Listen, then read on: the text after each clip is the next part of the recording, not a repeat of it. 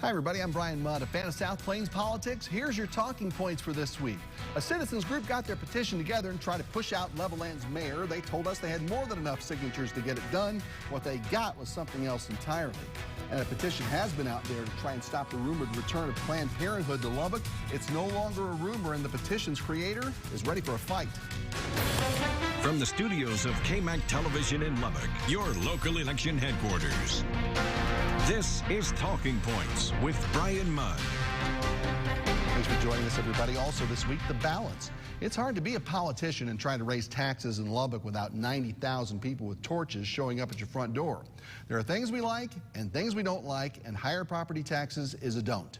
The only caveat to that now is because COVID has messed up a lot of economic forecasts and left lawmakers with less money. Be prepared to see a lot of services that people rely on go away for a while.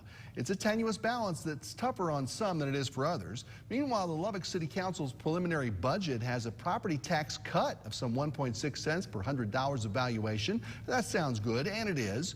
But remember, this is not an effective tax rate, and average property values are up again, so you'll still likely pay more city taxes with this. In fact, the city's counting on that money as they put that new budget together. But with everything else going on, this may not be a budget with a lot of pet projects included. Although there was one item that showed up again in which the price may be too good to pass up. It's the long talked about tornado sirens. And KAMC's Matthew Stell adds up the cost and the savings. You would think living in Tornado Alley would mean we'd have tornado sirens.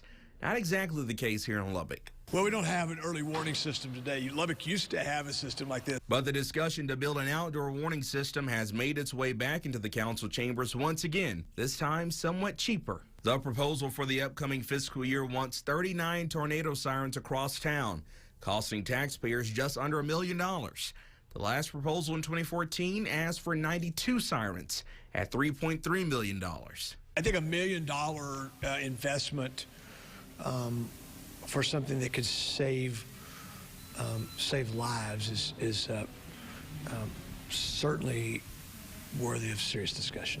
Lubbock City Manager Jared Atkinson says an effective sound modeling software means fewer sirens for the time being. The system is not static. It starts at 39. The entire system, all the way down to a single siren, can be activated at a moment's notice. But Atkinson says for the most part, you'll only hear it if you need to hear it. From the past, you know, one of the biggest complaints that we would get when we used them, I was in the living room, I was watching the TV, and I never heard it go off. Okay, if you're close enough to it, you probably will. But for the vast majority of the homes, you won't. But the mayor says no matter how council votes, the Lubbock Alert System, which has worked very well in his eyes, won't be going anywhere anytime soon. It's either with your phone or on your smartphone or via email or via a landline. This would supplement that. So I think it's just another measure that helps provide for public safety. Matthew Stell, KAMC News. All right, Matthew, thank you so much. We'll get more into city budget talks a little bit more on next week's show, but right now we got to say hello again to the new Lubbock County Republican Party Chairman Cole Shooter, as of just a few days ago, all set in stone. Congratulations. Thank you, Brian. I appreciate it. Feel good to get to the finish line of just sort of the preparation for all of that? Finally, yeah. Thanks to the Rona, it's been pushed off and pushed off and pushed off. So finally Monday, I got to take office. And I've been fielding phone calls for a few weeks from people who would call in and say, well, I want to see it done this way, or I want this done. Because when you're the party chairman, you're kind of the party, almost sounding board or punching bag, depending on which way you're coming from. And I said to one person, ma'am, I don't take office for another 2 weeks. And she goes, you don't? I said, no, but I'll get there, I promise. What's the state of the business that was still to be finished at the end of the online state convention that got a little crazy? They still want to go ahead and mess with the platform and do a few different changes. So the party actually recommended a group of 10 people to go in and finish it up. Well, because of some of the problems, to the best of my understanding, and let me go ahead and clarify this, I never got to actually vote as a delegate. You never got credentialed in the home? Never got my credentials. Oh, man, okay. After plenty of phone calls and emails, just never got them. But they need to go in and shore up a little bit more business. So those delegates are going to have the opportunity to vote on that particular portion coming up in about a week, a little more than a week.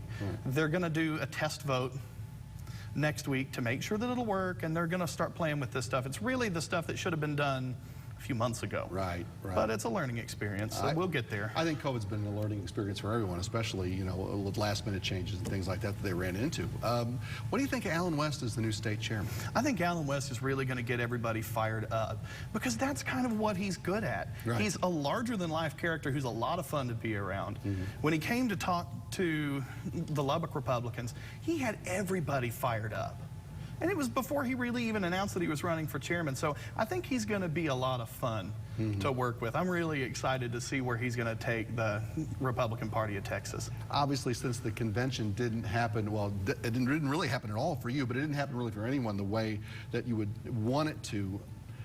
Is Lubbock still going to have some sort of voice in the end of this when it comes to the party planks and the leadership and things like that, and the votes that are still to come in all of this? Yes, and the votes that are still to come really aren't a bunch of things, because right now they're going to vote on that group of 10 people who are going to come through and figure things out.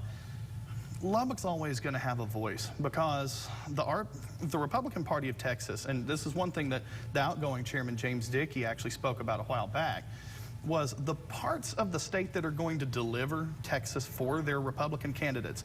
It's not going to be Austin. It's not going to be Houston. It's going to be Lubbock, Panhandle, on into West Texas and East Texas. And so they're looking to us a lot. And rightfully so, because we are kind of the deliverer of Republican votes to the state. You can look back at the 2018 Senate race between Ted Cruz and Beto O'Rourke. When you watch those numbers, up, down, up, down, up, down. Right. Our stuff comes in, it's called for Cruz. So I think we always will have a strong voice. Well, and let me ask you about that, though, just as a state of things. Super PAC being put together by Democrats now to help with Biden, specifically in Texas. Numbers in the Senate race are probably a little closer than some would expect here if you're just looking at it from the outside in. Maybe some signs of changing feelings in some of the, I don't know, some of the, I want to say major metropolitan areas, but some more suburban areas where folks are moving into. What's the political state of our area right now? Is it still the status quo that we've seen for the last decade or so, or no? I think we're still the status quo. Lubbock is still a stronghold Republican area, and by and large, the majority of the Panhandle and South Plains are, and I don't see that changing anytime soon.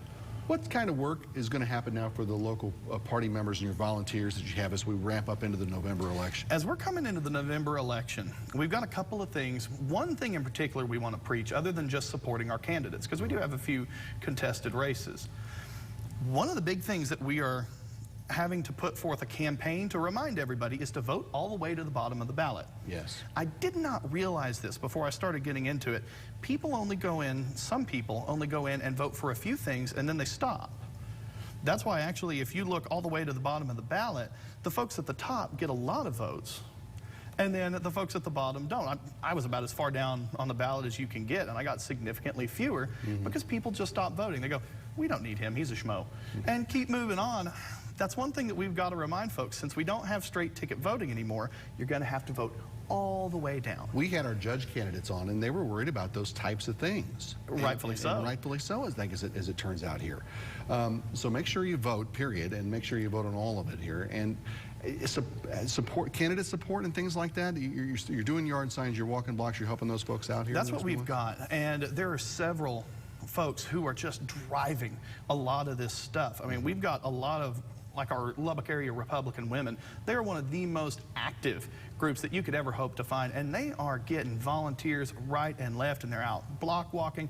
We've got a bunch of different party members who are putting things together. We're kind of letting everybody use the Republican headquarters as their meeting place. Right. That's their spot to get started, and so that's kind of, in my view, the role of the party is to support our candidates and try to get them through. You know, support or not support, I guess in some cases. We saw in Ector County a censure against the governor for some things that have been going on around the COVID stuff. What's the thought of folks in Lubbock on how that's been going, how the governor's been responding to certain things, and should there be more of the legislature there in Austin to help them make decisions on this? I've heard a lot of complaints, actually, about Governor Abbott. I've also heard a lot of folks say, now is not the time to start letting into the governor over this. Because agree or disagree, he made the action. Personally, my thought is he probably should have called in the legislature. When I read what Charles Perry wrote, Senator Perry, it made sense. Yeah. Let's go ahead and call in the ledge. That's what we elected them for. Now, I do understand Abbott's position of, well, the buck's got to stop here, and I appreciate that, but we elected these legislators for a reason. Let's call them in there.